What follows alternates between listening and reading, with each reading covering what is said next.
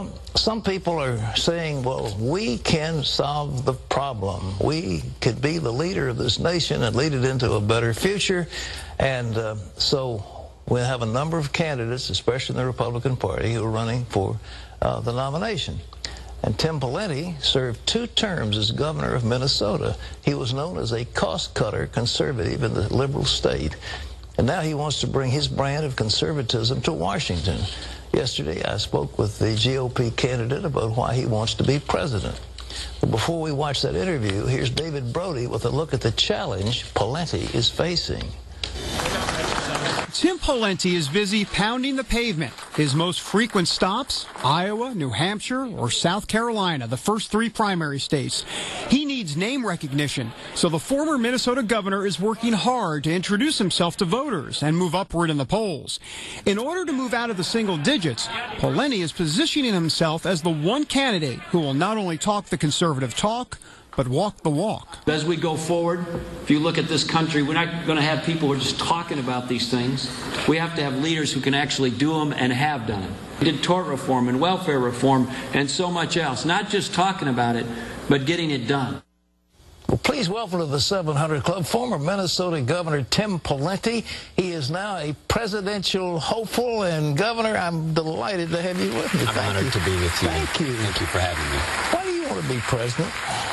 Well, I think I've got the skills and the ability and the results to lead this country to a better place. Yeah. And I love America, and we need to do it. It's in trouble. What do you want to do? If you were president and the day after you're inaugurated, would you have 3 things that you'd say, these are my first goals? I sure would. Number 1, we got to get this economy going, because the pathway forward for opportunity for most of our fellow citizens is to have access to a job or an economic opportunity. So we've announced a big economic plan.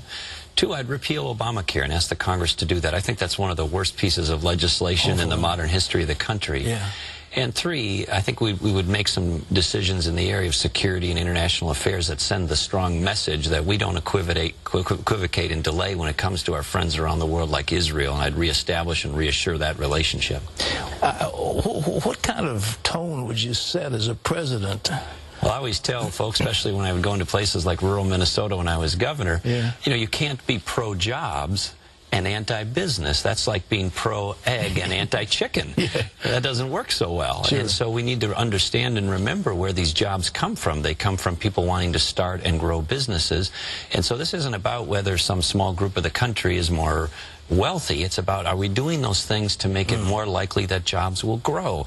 Because that's how most people pay their bills, put gas in their car, get their groceries, pay their mortgage, pay for college. And we need to be a pro-jobs country. And right now, most of the entrepreneurs I talk to are saying it's too discouraging, it's too expensive, the government's making it too slow, too heavy, too difficult, and they want the load to be lighter, not heavier. How are we going to get this deficit under control? It's a $1.6 trillion deficit. What are we going to do? Well, when I was the governor of a very liberal place, I love my state. It's a beautiful state. I know you've been there. But it's quite liberal. I mean, the land of Mondale and Humphrey and McCarthy and Wellstone, and now we have U.S. Senator Al Franken, and I was the first, movement conservative to... It's a crazy state. They've got a pro wrestler as a former governor, like a professional comedian as a senator. I mean, what is it with Minnesota? We were able to make big change there as a conservative, but we on taxes and spending and public employee pensions and school reform and much more.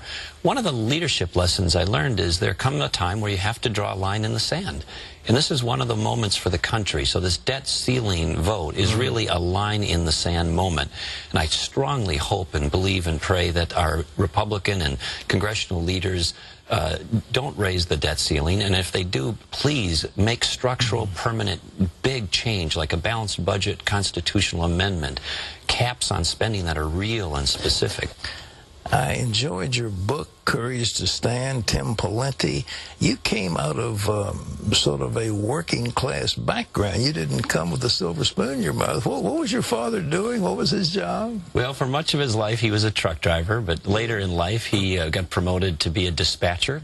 We thought, as a family, we had hit the jackpot. And then a little later, even got promoted to terminal manager. We were very proud of that. But I think my first paycheck out of law school was bigger than his last one, which was kind of a dramatic moment for us as we compared those paychecks. He was a good man, and he learned. Did he inspire you to get educated? That you had to go to college and that sort of thing? He did, but my mom really was a driving force there. She died when I was 16 of ovarian cancer, the youngest of 5 kids. And just a short time before she passed on, she summoned my brothers and sisters to her bedside, and she made them look her in the eye and promised her that they would do everything they could to get me to college. They couldn't go, not because they lacked the capacity, they just didn't have the opportunity.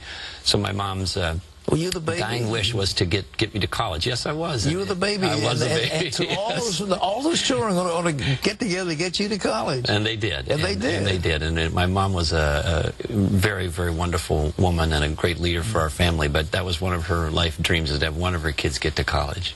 Will you tell about your very lovely wife? Apparently, she is a lawyer like you? Well, she was. Now we both have moved on to other things. But we met in law school, and she was on the board of Bethel College and Seminary in St. Paul, and she's been involved in a lot of great ministry work, like on the board of Teen Challenge and some other things. But she really was instrumental in transforming my faith life and opened up that in ways that were just profoundly important for me, and still does to this day.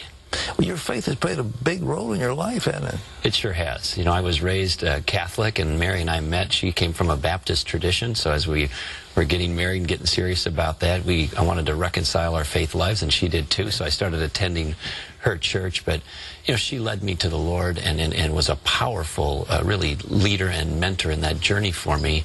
And I think if you met her, you'd be impressed. She's joyful. She believes what we believe, and she's a tremendous voice for the Lord, got a wonderful heart, and as a big part of this effort. What does she think? I mean, running for president is a terrible burden on a family. Is she 100% with you on it? She sure is. You know, we have 2 teenage daughters. One is 18, one is 14, and one of them drives, and they both like boys, and so they need supervision. So Mary can't always be with me on the road, but she comes when she can, and she strongly believes that this is important for the country and has the same values that we do. You practice law. You were Commonwealth or prosecuting attorney. Then you were majority leader of the what is it? The House of Delegates in House of Representatives in Minnesota, and then. Did it look like you were going to win for governorship? It looked like the odds were stacked against you.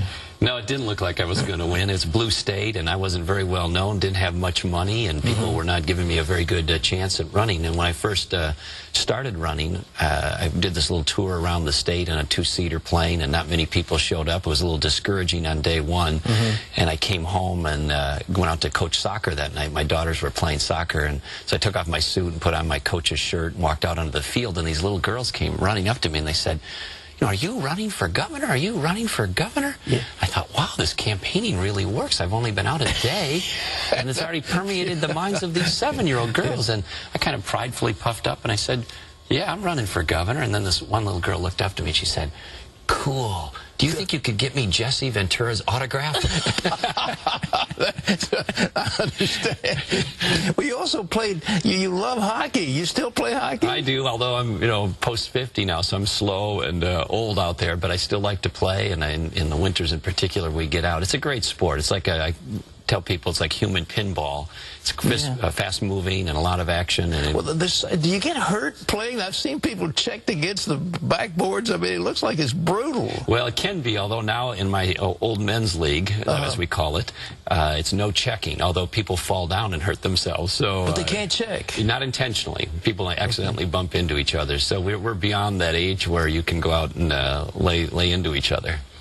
Well, Governor, it's a pleasure to have you with us. Ladies and gentlemen, the book is called Courage to Stand. Is that available in bookstores? Can people buy it if they want to get it? It is. Yes, it is. Courage to Stand. Tim Pawlenty, 2-term governor of Minnesota and candidate for the Republican nomination for the presidency of the United States. We'll be back with more after this. Thank you so much. Thank you, sir. That was fantastic.